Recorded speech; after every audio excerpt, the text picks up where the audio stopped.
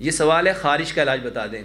मेरे मोहतरम भाइयों और बहनों, सबसे बेहतरीन ख़ारिश का इलाज ये है सलाद खाओ।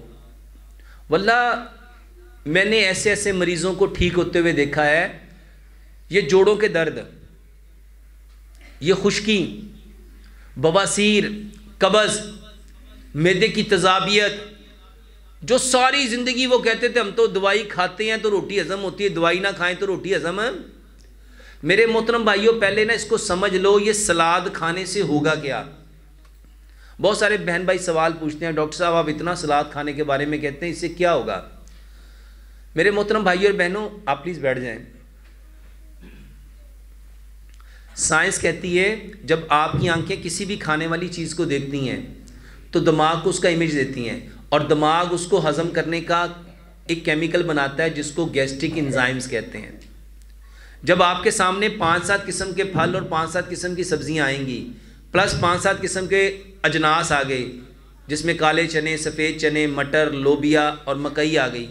जब 15 किस्म की चीज़ें आपके सामने होंगी, आपका दिमाग कितने रंग के केमिकल बनाएगा? 15 किस्म के। और ये गैस्ट्रिक एंजाइम है।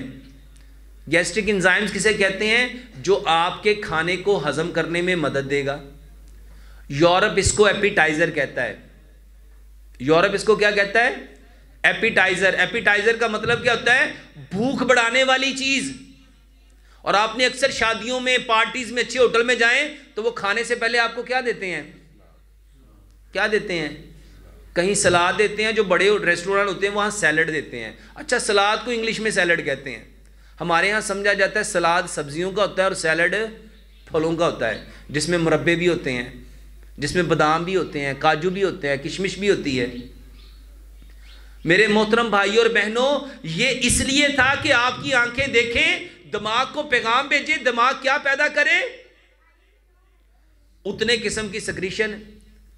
और जब ये सिक्रीशन आएगी, जरा सोचो, ये जो लोग कहते हैं खाना खाते खाना यहीं पड़ा रहता है, वो क्यों पड़ा रहा? क्योंकि उसको हजम करने वाली सिक्रीशन आई। तो जब आप खाने से पहले ये सलाद खाओगे, आप मेरा यकीन करो, खाना खाने से कम से कम 25 से 30 मिनट पहले सलाद खा के देखो। ये जितने लोगों को खारिश है, ये सलाद खाएं। नहीं अफोर्ड कर सकते, ये गाजर, मूली, शलजम, खीरा, प्याज, टमाटर, बंद गोभी, सलाद के पत्ते, लाल मूली, चुकंदर, सब्ज धनिया, ये तो हर घर में है। ये आपकी दवाई से महंगा तो नहीं है। इसको मिक्स करो।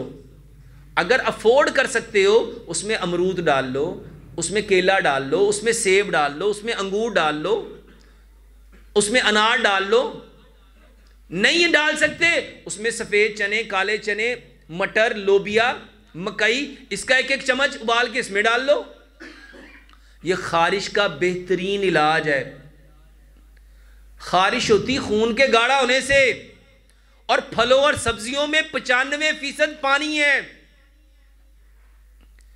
एक सलाद खाओ।